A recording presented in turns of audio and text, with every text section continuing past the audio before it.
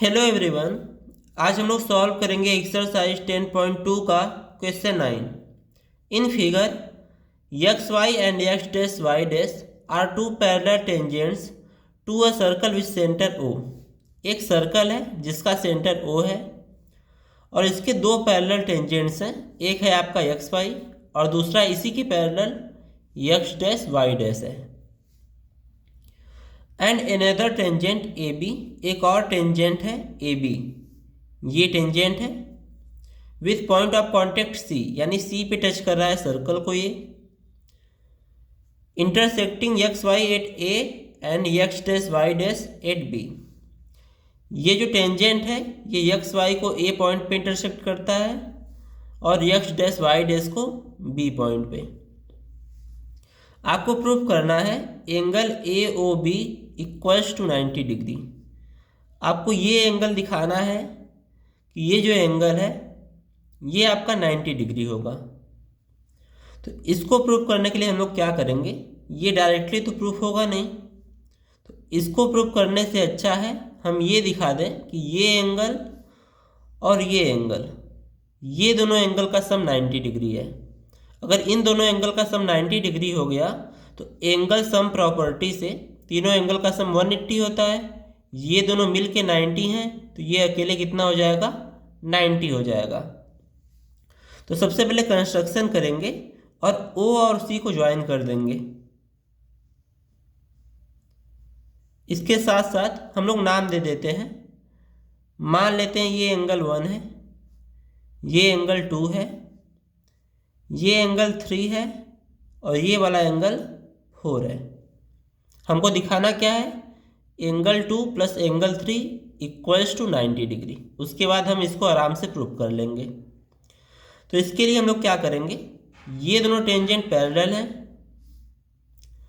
ये दोनों tangent parallel हैं, तो ये जो एंगल बनेगा ये पूरा एंगल और ये वाला पूरा एंगल, इन दोनों एंगल का जो सम होगा वो 180 होगा, क्योंकि ये दोनों इंटीरियर एंगल है। तो इसका यूज करके हम लोग इसको सॉल्व करेंगे। अब आते हैं इसके सॉल्यूशन पे। तो कंस्ट्रक्शन कर देंगे ज्वाइन ओ एंड सी। अब यहाँ पे देखेंगे सिंस दोनों टेंजेंट पैरेलल हैं, जो एक्स वाई है वो पैरेलल है एक्स डैश वाई डैश के। ठीक है, इसका मतलब क्या हुआ, जो एंगल बनेगा ये वाला एंगल और ये वाला एंगल, ये दोनों मिलके कितने होंगे, 180 होंगे। तो यहाँ से हमें मिलेगा angle P A C plus angle Q B C equals to 180 होना चाहिए। अब ध्यान देंगे जो एंगल क्यू बी सी है ना, ये 4 + 3 है, यानी ये वाला एंगल प्लस ये वाला एंगल, इन दोनों एंगल को मिलाने पे ये एंगल क्यू बी सी बनेगा। ऐसे ही जो पी ए सी है वो एंगल 1 और एंगल 2 को मिलाने पे बनेगा। तो इसकी जगह पे क्या लिखेंगे हम लोग, एंगल 1 प्लस एंगल 2, और इसकी जगह पे क्या लिखेंगे, angle 3 plus angle 4 equals to हो जाएगा 180 डिग्री। अब आते हैं हम फिगर पे। तो ये जो फिगर है इसमें दो ट्रायंगल बन रहे हैं, एक ओ पी ए बन रहा है और जो दूसरा ट्रायंगल है वो ओ सी ए बन रहा है। तो इन दोनों ट्रायंगल्स का यूज करेंगे हम और इनको कॉन्ग्रुएंट प्रूफ करेंगे। ऐसा करने से हमें फ़ायदा क्या होगा, जब ये कॉन्ग्रुएंट प्रूफ हो जाएंगे तो जो एंगल 1 होगा वो एंगल 2 के बराबर हो जाएगा। सेम प्रोसेस यहाँ भी करेंगे, इन दोनों ट्रायंगल्स को कॉन्ग्रुएंट प्रूफ करेंगे तो एंगल 4 एंगल 3 के बराबर हो जाएगा। तो पहले इसको सॉल्व करते हैं। In triangle O P A and triangle O C A, इन दोनों ट्रायंगल में जो OP है वो किसके बराबर होगा, OC के। OP भी रेडियस है और OC भी सर्कल का रेडियस है, तो ये दोनों आपस में क्या हो जाएंगे, बराबर हो जाएंगे। इसके अलावा जो OA है वो दोनों में कॉमन है, OA इस ट्रायंगल में भी है और ओ ए इस ट्रायंगल में भी है। तो ओ ए इक्वल्स टू ओ ए, ये है कॉमन साइड।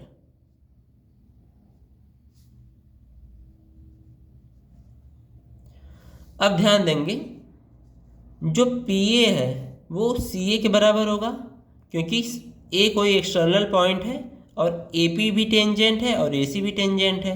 तो किसी एक्सटर्नल पॉइंट से किसी सर्कल पे अगर दो टेंजेंट ड्रॉ करें तो ये दोनों आपस में बराबर होंगे थ्योरम 10.2 से। तो जो ए पी है वो ए सी के बराबर हो जाएगा। ये है आपका theorem 10.2।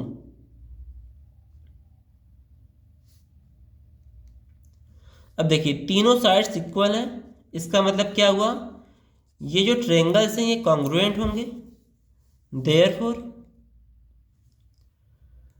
Triangle O P A is congruent to triangle O C A. अब ये कॉन्ग्रुएंट हो गए तो जो एंगल ओ है वो ओ के बराबर होगा, जो एंगल पी है वो पी सी के बराबर हो जाएगा, और जो एंगल ए है यानी ए का मतलब क्या, पी ए ओ, वो बराबर हो जाएगा सी ए ओ के। यानी एंगल 1 जो है वो किसके बराबर हो जाएगा, एंगल 2 के। तो यहाँ से हमें मिलेगा एंगल 1 इक्वल्स टू एंगल 2। इसको बना लेंगे इक्वेशन 2, और ये जो हम लोग लिखे थे इसको बना लेंगे इक्वेशन 1। अब देखिए इसी तरह से हम इसको भी प्रूव कर लेंगे, जो एंगल 4 है वो एंगल 3 के बराबर हो जाएगा। तो यहाँ पे प्रूव करने की ज़रूरत नहीं है, हम लिख देंगे directly. Similarly we can show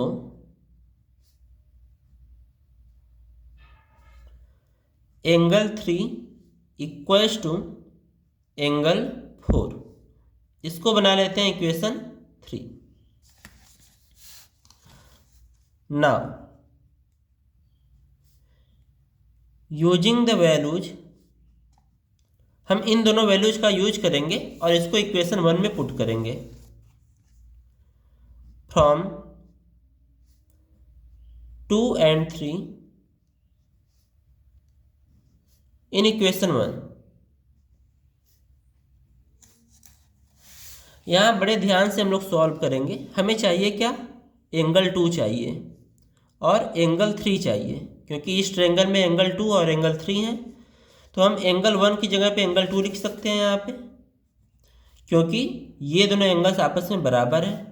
तो एंगल 1 की जगह पे क्या लिखेंगे, एंगल 2 इस इक्वेशन में। तो पहले इक्वेशन लिख लेंगे, angle 1 plus angle 2 plus angle 3 plus angle 4 equals to 180 है। यहाँ पे एंगल 1 की जगह पे क्या लिख सकते हैं, एंगल 2, क्योंकि ये दोनों आपस में बराबर है। इसको ऐसे ही छोड़ेंगे, प्लस एंगल 3 को भी ऐसे छोड़ेंगे।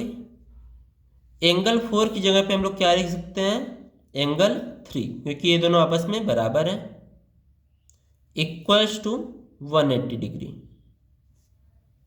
अब यहाँ ध्यान देंगे ये 2 बार है तो ये हो जाएगा 2 इंटू एंगल 2 प्लस ये भी 2 बार है तो 2 into angle 3 equals to 180। 2 common है तो कॉमन ले लेंगे, angle 2 plus angle 3 equals to 180 degree.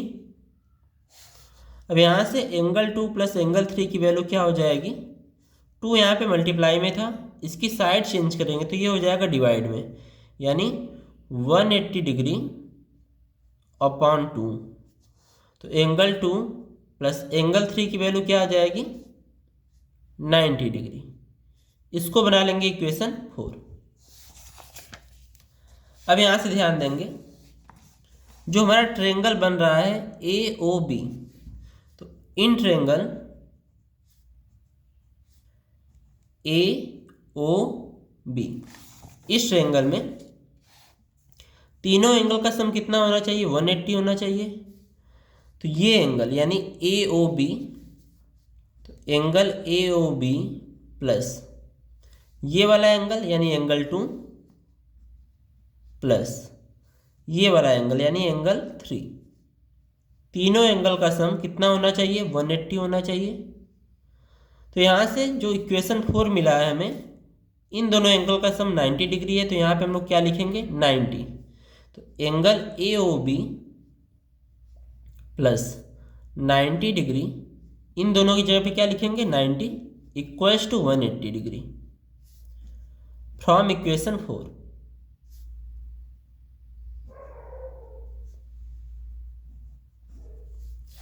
अब यहाँ से 90 की साइड चेंज करेंगे तो angle A O B equals to मिलेगा 180। ये इधर पॉजिटिव था, इधर आएगा तो निगेटिव हो जाएगा। तो एंगल ए ओ बी की जो वैल्यू है वो कितनी आ जाएगी 90 डिग्री, और यही हमें प्रूव करना था। तो लिख देंगे हेंस प्रूव्ड।